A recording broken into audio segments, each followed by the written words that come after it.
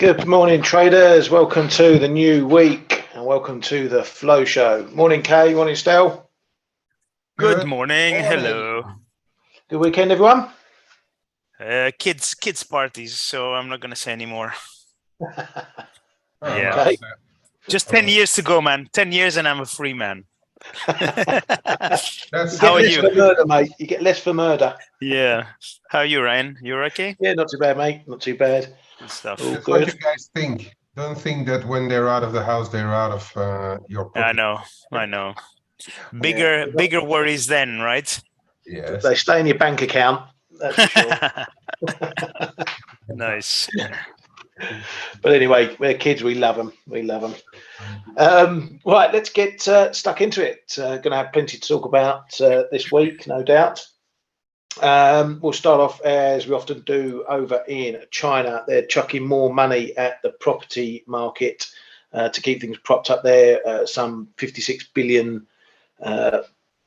injection of funds, if you like, going to be put forward to the property market. They're going to allow access to pre-sale funds or some pre-sale funds as well to help with that. So that's going to keep things, as I say, propped up over there. The COVID situation, we've still got this, to coin a phrase, optimizing of COVID policies. Let's call it that. There's still some areas that are going into lockdown or raising lockdowns, but we've had the confirmation that they are changing something to do with COVID, and that's likely to continue. So that will be carrying on over there. We have had Xi is meeting every Tom, Dick and Harry at the G20 this week. He met Biden this morning. Not really any big comments coming out. Lots of we'll work together if you're happy to work together, and no need for conflict and all that sort of palaver. But nothing that hints that there's going to be any strong cooperation coming out.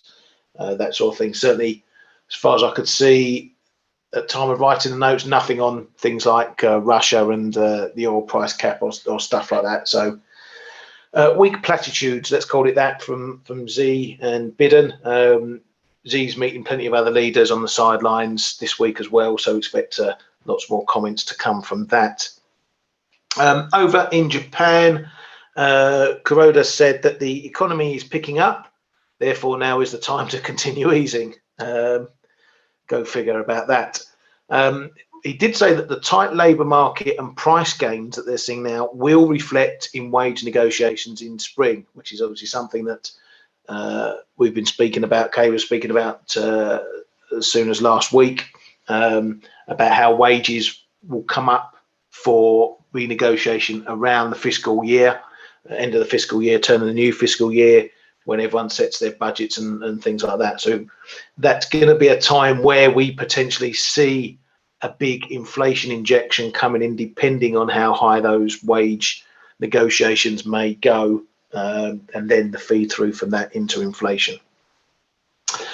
As we were pointing out, I don't think it's last week or even the week before, we had there was a story we noted about, I think it was the US prompting Ukraine Zelensky to take the moral high ground and talk about being willing to negotiate peace or look for peace.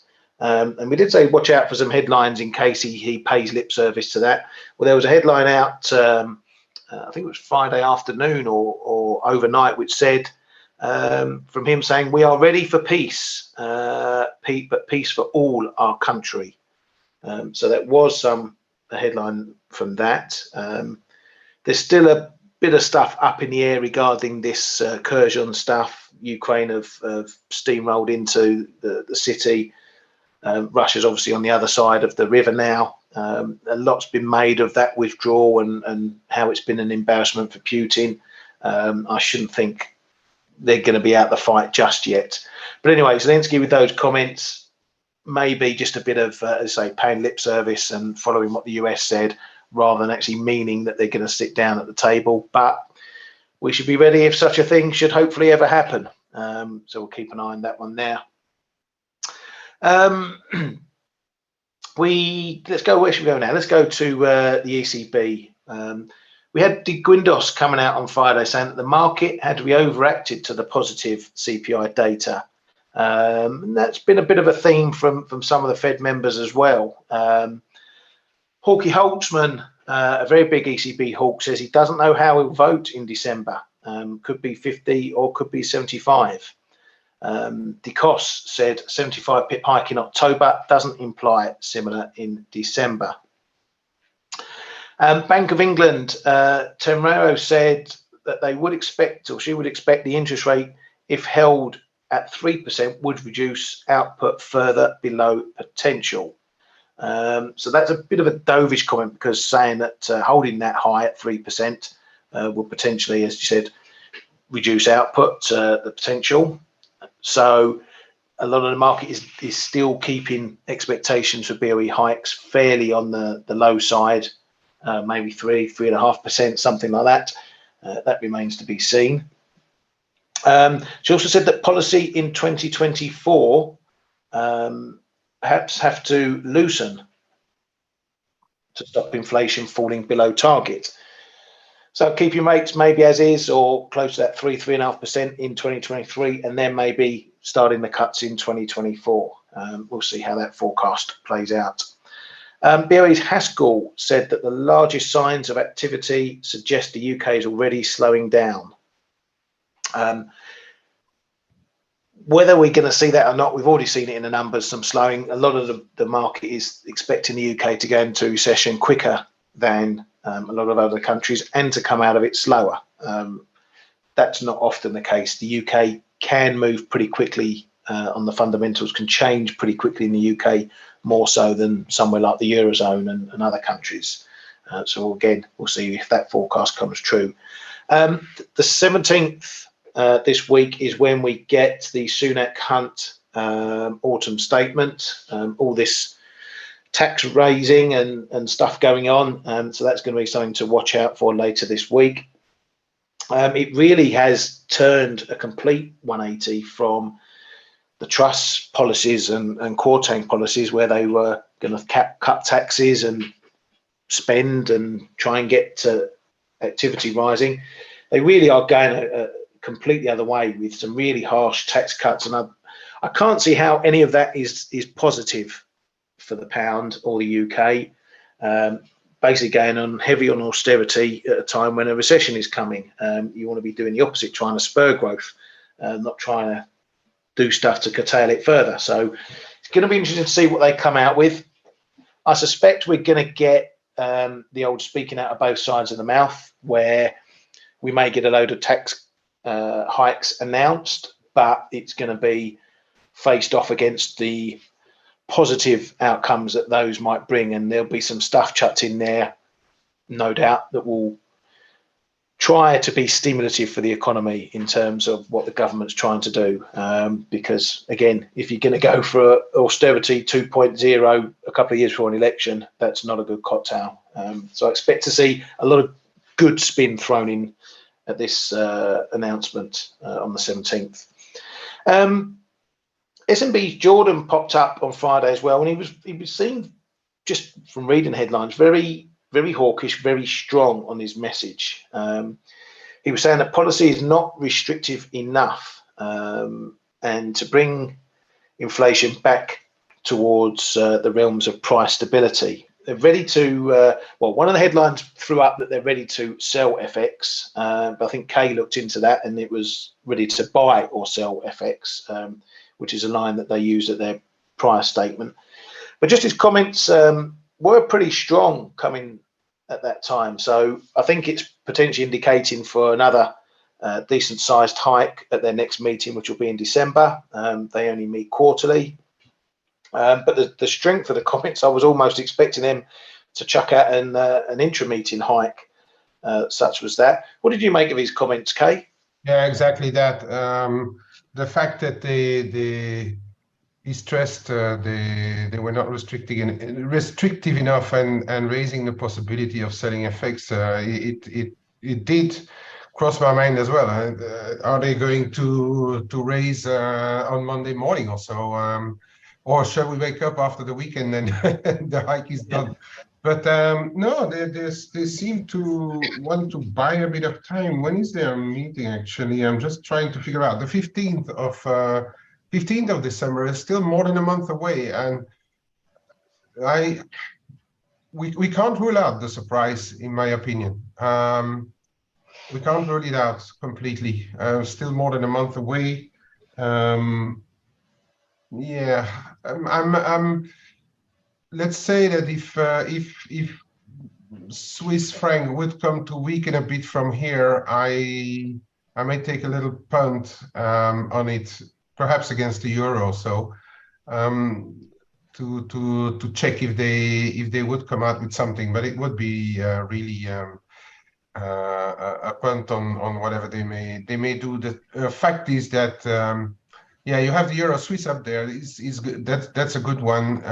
We on the move back higher, we did not succeed to make it back to parity, which is telling enough for me right now. I think it's going to be capped on any percent and a half rallies. This should be capped, and I'd rather look at euro Swiss than dollar Swiss, and I'll explain a bit later. My dollar feeling right now is a bit mixed, and yeah, I'd rather do it via euro Swiss or for the brave Swiss yen or so. But yeah, but yes, he came out like a reminder, saying that we may do something, right? Yeah, well, it seemed very strong. You know, sometimes you get headlines popping up, and they're all a bit conversationalist, if you know what I mean. You know, they may have a strong message, but they don't read very strongly. You know, it's part of a conversation or whatever. But these headlines came out and they were very abrupt, if you know what I mean. You know, not sort of, oh yeah, well, if inflation keeps going, you know, we may get more restricted. It was boom, you know, policy is not restricted enough. We're ready to sell FX. We're ready to do this. We're ready to do that. And it just read really much stronger than what we've seen of late. And when you get headlines like that, you have to know how to read them and if there's any raising of risk to any particular action. So I think that's what happened now.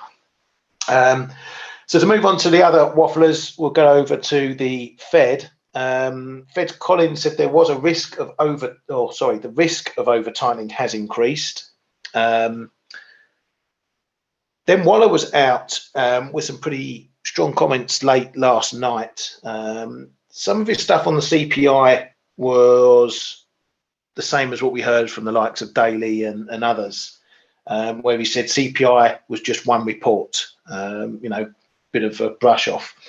But he added that markets got way out in front and that the Fed has a long way to go. Rates will not fall until there's clear, strong evidence CPI is falling. So some really stronger comments there, and that hit dollar yen initially. Let's go to a shorter term chart. We did open in early trading down around 138.50s. What are you zooming in? And then we got this move up on those Waller comments that dropped. Did have a pullback, but it's been up ever since. And I think, as I said last week, I think the big risk from here is that the market has gone too far following the CPI report. And for that instance, we need to watch these lows down here, although we're plenty away from it now. And that there's a risk that the big man comes out and says something. That's Powell. If he pops up on the wires, going against this narrative or brushing CPI under the table, reaffirming what the Fed is there to do, then I could think we can see a bigger, stronger bounce in yields and dollar, and particularly this pair in particular. So lots of risks going in to this week, given what we saw last week.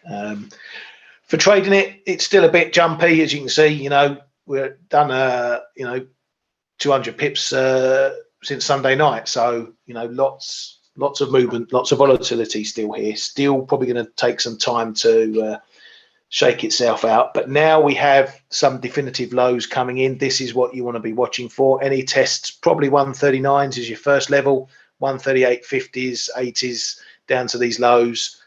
if we get and test those levels and hold them, that's going to give you a strong signal that we're potentially at least got a short-term bottom in play, and then we can give ourselves something to build on if you're looking for longs, that sort of thing. Kay, still, you got anything you want to add to the headline front? Not really. I just want to reinforce what you said about the Fed, and the market was very happy about CPI number, but we haven't heard from them, and I have a feeling that they're not going to be eager to do the much anticipated pivot. So I think they're probably going to be disappointing the market once again, but we still need to hear from them. So it's a question mark for choice. I think I agree with you. I think they're going to be probably on the hawkish side, well, at least compared to what the market's expecting. And I think we have one more leg to the upside in yields and the dollar before we go the other way in a big way. Yes, it's going to be interesting to watch things like the data, because we've had this big move, pretty much, kicked off with a CPI report. If we get further bad data, and I'll look at some of the data we've got coming up this week, if we get further bad data, but we can't break these lows in something like dollar yen, that's going to tell you that the market has made its adjustment, if you like, for the bad data up to this point. Therein again leaves the issue, well, if it ain't going to go down anymore, which way is it going to go? Doesn't mean it's going to rally all the way back up to 147, 148, but it may mean that we see some decent rallies like we are today. We need to find out where it's going to run into resistance. Where are the sellers? Where are the pivoters going to say, okay, yeah, we've made our money, we're going to let you have some back, but this is the area we're going to come in and resell dollars. So a little bit of price discovery I think we're going to get this week to see, are we going to set up a new range, maybe something like 138s, 142s, something like that. But yeah, I want to see a bit more discovery on the top side here to see where the resistance is, because I think even if we get good data, we're going to see the rallies being sold, but I want to know where. Kay, you got anything to add to what we've been talking about? Yeah, it's G20 time, but looking at how difficult the G7 already had to come up with a statement, I guess the G20 will be even more of a cacophony. Interesting though was Yellen chatting over the weekend, says that in other words, that she heard the weaker economies and the weaker countries about the tightening and the dollar levels and stuff like that. And well, she said she acknowledged it, but she didn't really say that they were going to do much about it. We have to know Waller is one of the Uber hawks, so he'll probably be one of the last ones to flip to a much more dovish or a less hawkish stance.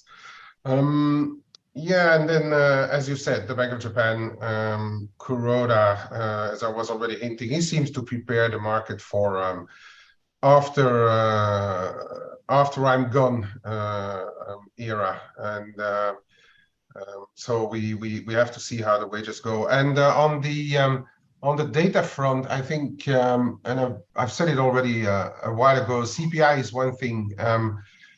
To get a good measure of what's going to happen, I think we have to look now, really focus our attention to growth data.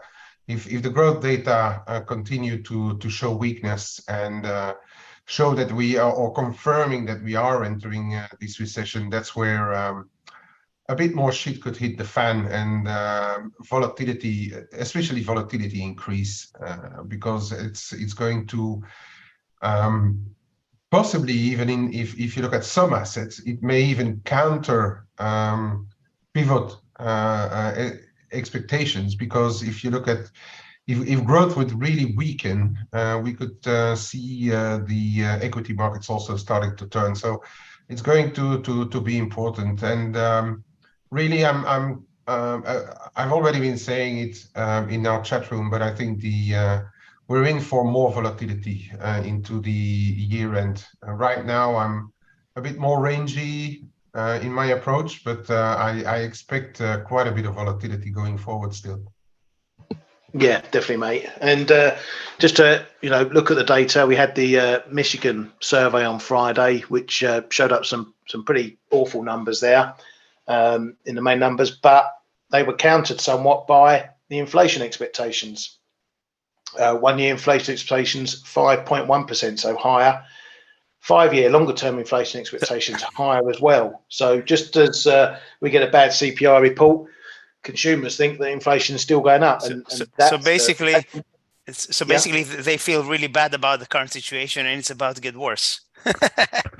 Exactly. But that's it. These things are important for the Fed because how people feel about inflation can affect how they react to it in terms of spending.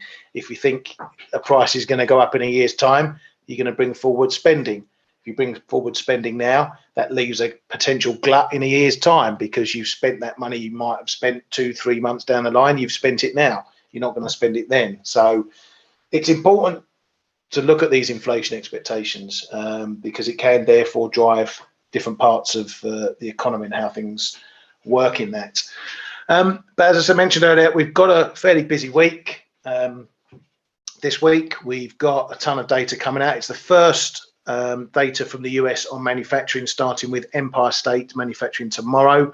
Then later in the week, we get the F.A.C.E, so the first two numbers there. Zoo survey from Germany tomorrow, some CPI numbers, UK jobs. It says Eurozone flash GDP, but I think that might be the second reading. I know we've had most of the countries' first readings. So the pan Eurozone number isn't usually that important. But more CPI, UK, Italy on Wednesday, US retail sales coming out as well. That's going to be important to look at. And we've got some housing market data coming in latest month which will be October stuff in the main. That continues on Thursday with housing starts and permits. As mentioned, the F.A.C.E. Japan CPI coming out Thursday night or early Friday morning. We'll see if inflation's continuing to rise there. UK retails on Friday, some more housing numbers there from the US. So quite a busy week picking up this week. Obviously, some of the other events we're talking about, the G20, the Sunak or the Hunt autumn statement on Thursday. So lots to get stuck into this week and hopefully make some money off, which is the most important aspect. So speaking of making money, let's have a look what's going on here. Well, I closed out my $yen short from 148 last week, down at 141s. I thought that was enough after the CPI report. I haven't got back in yet. As I say, I'm just leaving this one a bit for the moment just to see where the levels show up and give me a bit more firm idea of the levels that we've got. Aussie dollar longs obviously progressing nicely from here, but here we have again signs that perhaps we're topping out up to the 67s. You'd have to forgive me, my mouse is not scrolling very well. Oh no, it's back. There we go. So that got up to, as you can see there, the 100 DMA pretty much, capping it there. Couldn't get as high as this fib level just yet. We're into the area where I was expecting things to get a bit more sticky, and thus is the case at the moment. I did take a little bit of profit on my longs on my highest entries, which were 64.75, I think 78, can't remember. I did take a little bit, Friday 66.60s, just to put a bit in the bank again, taking advantage of that move that we saw. Apart from that, I'm happy to sit in this. If we get a move down back to these sort of break areas, I'll potentially look to add. I never got a chance in the end to try the break trade. Well, I tried the break trade once and then that failed last week. I didn't try the second one, so left waving goodbye to that. The question is going to be can we maintain these moves? And that is going to go the same for any dollar pair really. Euro dollar, pretty much the same. Can we maintain these gains? Can we get up to some of the levels we've been looking at? Bit of a zone here that we've hit, this 103s, mid 103s area, zone I've had for a while. It was a former support area, decent support area. Then it became a former resistance area or became a resistance area. So no surprises that we found a bit of a brick wall into there.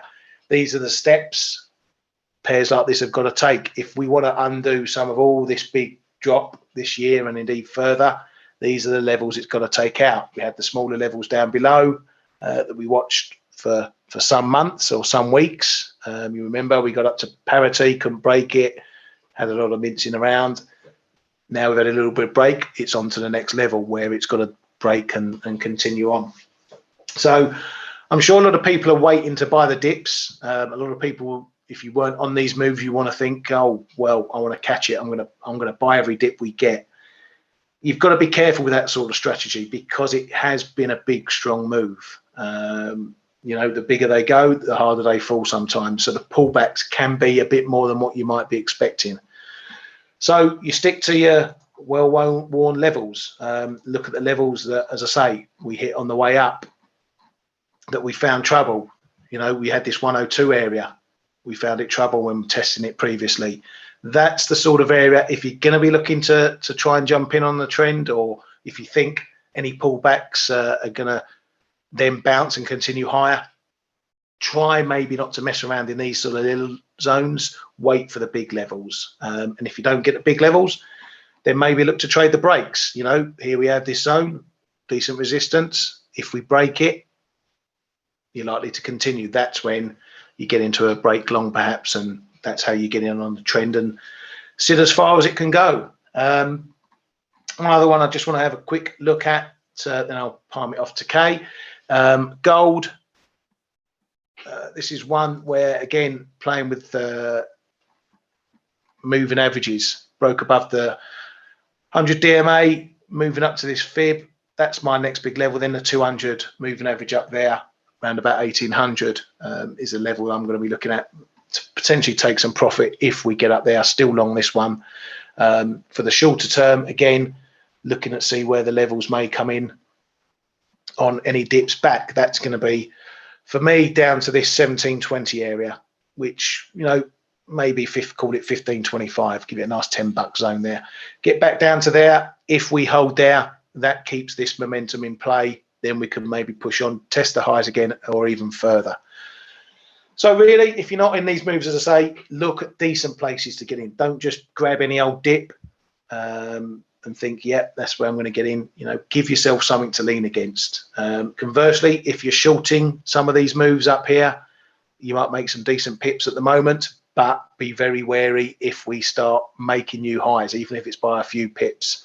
You know, if we knock up to 74, 75s and then drop back again, that will suggest we still are not done with this move. So read the price action, because that's the most important part of watching your screens. Kay, do you want to have, or Stel, I don't know if you've got anything to add to metals or whatnot at the moment, or Kay, you can toss up who wants to take it. I just want to make a comment. I don't really have that much to say today. Two things actually I want to mention. One, the move we saw last week was, you know, pretty severe in terms of the dollar yields. You know, I hear so many people saying, right, this was it.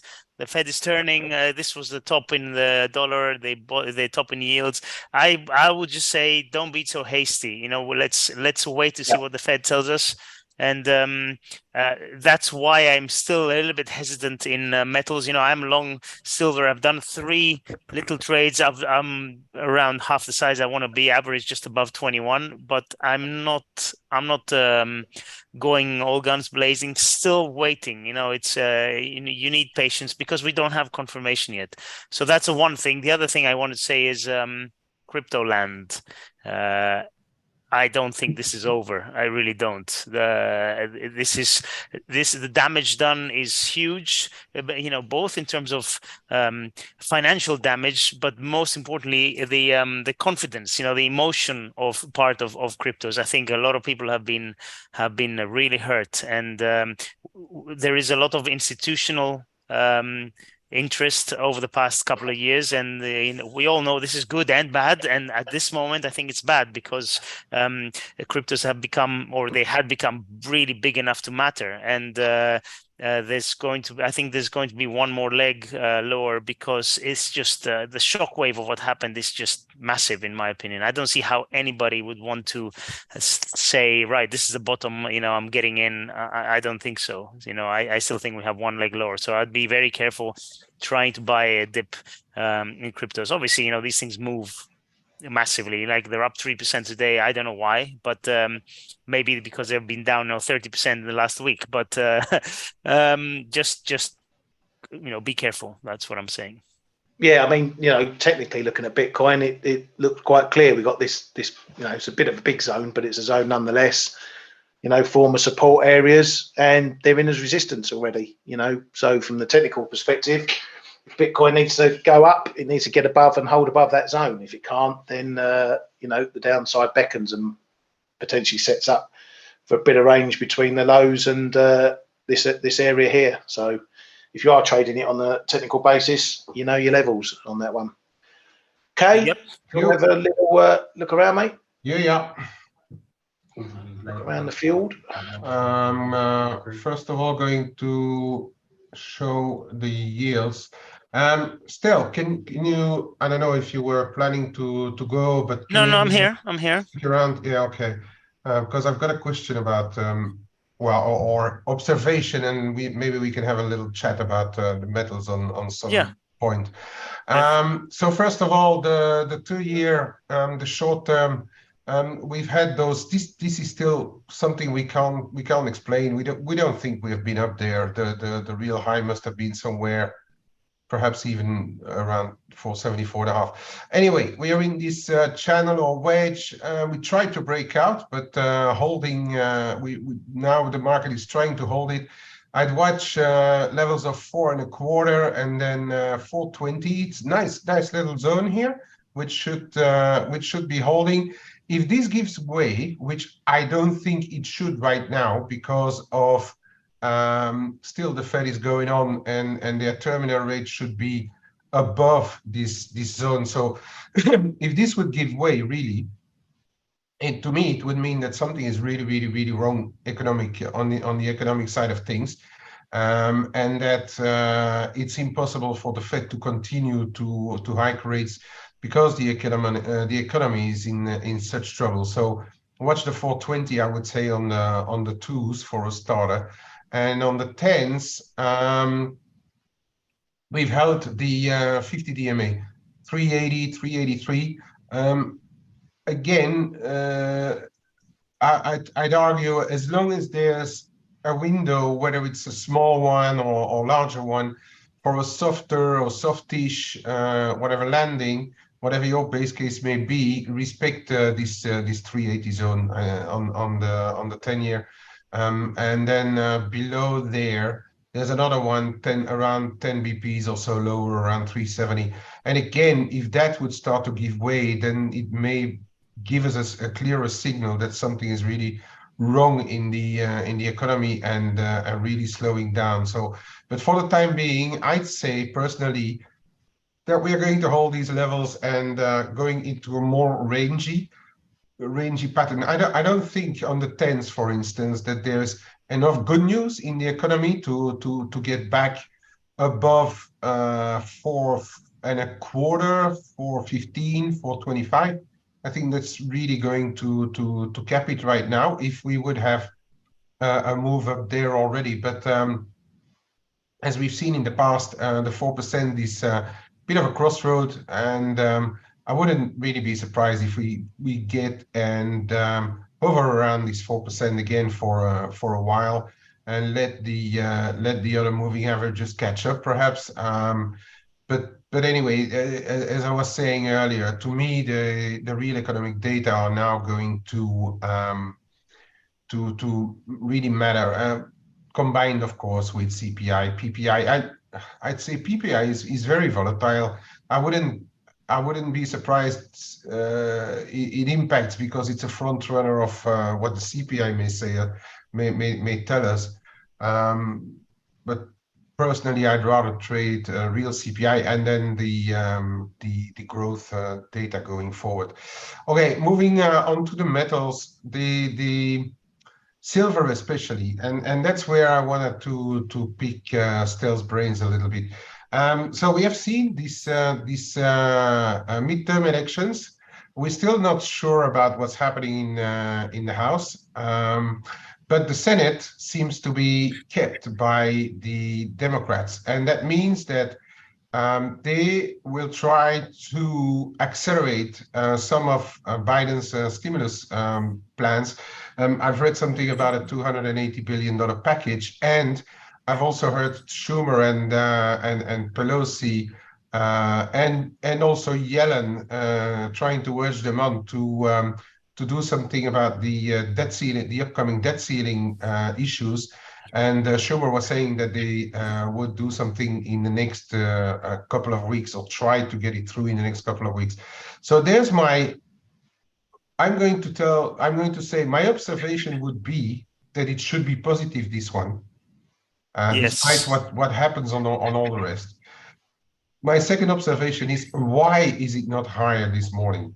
And really, okay, there's a part of dollars, there's a part of yields. I understand, and I would argue, let's look more at gold for the yield side of things. But this one, in my opinion, should really start to see beats and underpinned. What do you think?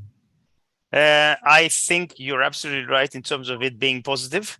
Why are we down today? You said it, yields, dollar, and it's just a short-term reaction. We also have, I think, profit taking, because let's face it, it's been a very good run last week. Yeah. So I think in the short term, and if you look at, it's all metals, gold, silver, platinum is down 2.5%, palladium almost 3%. It's just across the board, the commodities are getting hurt a little bit today. I think that's a short-term move. I think it is positive. I agree with you. I'm just fearful of the Fed coming in to spoil the party again. And as for them passing all these measures and plans and all that, they're going to get passed eventually, one way or another, because they need to be passed. And as for the debt ceiling, it's not the ceiling; it's just a bloody level. It just keep raising it. So one way or another, things are going to get done. Money's going to get spent by either government, whoever wins the House, the Senate, it doesn't matter at the end of the day. They're all here to spend. That's what they do. I've always said, and I laugh about it. I think metals prices, there's a big risk for metals prices lower. There's two. One, they find an asteroid that they mine, and we finally get 3 trillion tons of gold somewhere. But the other is if I start seeing governments producing big or not big, producing surpluses consistently. That for me is a risk, because that means that money supply stops expanding or doesn't need to expand, and then that's going to be a force against commodities, against everything. But this will never happen. I mean, I think we know this by now. The deficits are going to be there. The U.S. deficit is over 1 trillion now per year, and it's become the norm. So as long as that happens, for me, this force will drive everything higher. The question is, how do you get there? What the best levels you can pick to take a trade, because these things can take years to come through. So anyway, I agree with you. I agree with you 100%. Yeah, I'm long too, and I still prefer the less shiny stuff than gold, but they probably will move in tandem. Just replying to a couple of questions there. We have already spoken about this. Somebody is asking why Swiss is so much stronger. That was S&P last Friday. Jordan saying that they could even sell F.A.C.E if needed, and that they were still not in restrictive territory. So that's why the Swiss is stronger.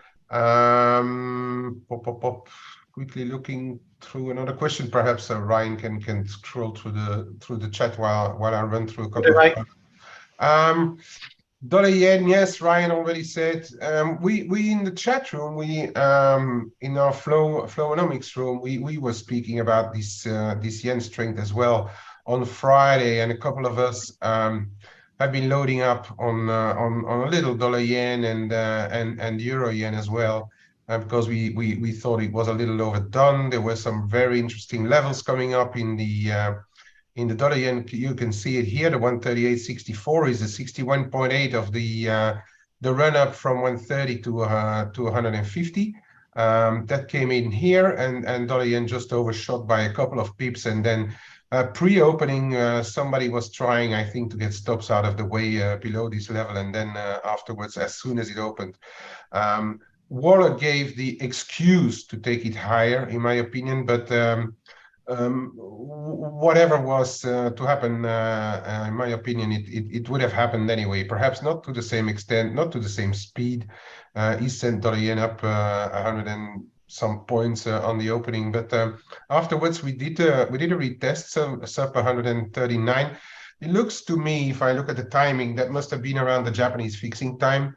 And then we gradually started to move higher. I'd say, where can it go to? Well, this zone here, 141.65, 141.90, 142. It was a bit of a target for some people as well. On the tech side, around 142. Get up to 142, perhaps, and then see what happens. If we don't reach there, and if we start to lose this this prior bottom here around 140.30s, 140 and a quarter, 140.25, if we close below there, it may mean that we have to retest the lows there. But then this one was also a bit interesting. We're still in this rising wedge on the euro yen. We had this sharp drop when dollar yen collapsed on Thursday and Friday. We did tested it, but everything was so violent, so fast. I really missed that. But then on the Friday's fixing, a couple of us went long in here.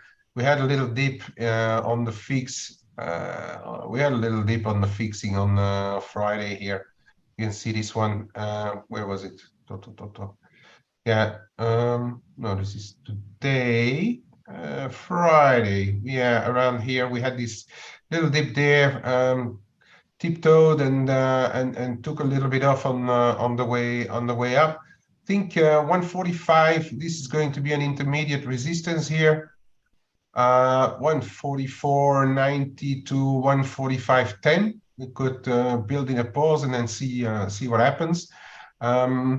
As I said, I've already lightened up some and looking perhaps the low 144s into low 143s to try it again. First of all, the move was a bit fast, and secondly, yes, as I said on Friday, there's one of the fundamental reasons why yen should be weakened has at least temporarily dropped away, because the current account is going back into positive. Also the Bank of Japan members are starting to talk a bit positive about the economy, but they have been doing that for the past decade, really. But then Kuroda says they will continue to with their easing policy, not change anything right now. Stimulus packages are putting it in place, watering down the national finances. I still think there's enough reason for the yen not to strengthen on a permanent basis. But know your levels, as we always say. If this thing goes breaks through the 143, 142 3/4, 142.40, we have enough little levels here. If that breaks, then we may be talking about a different pattern or a different move in play on the yen in the more medium term. Yeah, this one is a funny one. This euro sterling. I'm with Ryan. I don't think it's a great thing that we are going to get out of the budget, austerity and stuff. But then I'm seeing equally plans that they may push the more painful measures a bit further out and just try to regain some brownie points first, and saying that they will help the weaker ones. But then look at this euro sterling. We had this. We were in this upward channel for a while, broken down. Retest. We build another base here, and another one, and another one. We are like in successive waves. And but what I do see is that over the past couple of sessions, we are having a bit of trouble here to stay below 87. So if we ever get below 87, 25, 30, run down to 87, and then we see what's to happen there. Equally to the top side, seeing, and I think there's some decent range players in there now, trying to keep it in the range. Perhaps, I don't know, some have bigger options in play which are not reported in the CFTC data. But it looks to me like there's some decent range players now in this market. I may try to catch a bit of a knife again if it comes down to 87. I also think that austerity may not be the best plan right now, but the 17th, keep that in mind. The 17th, sterling is going to move, so keep that in mind. For later this week, it's gonna move the sterling. Whatever happens in whichever way.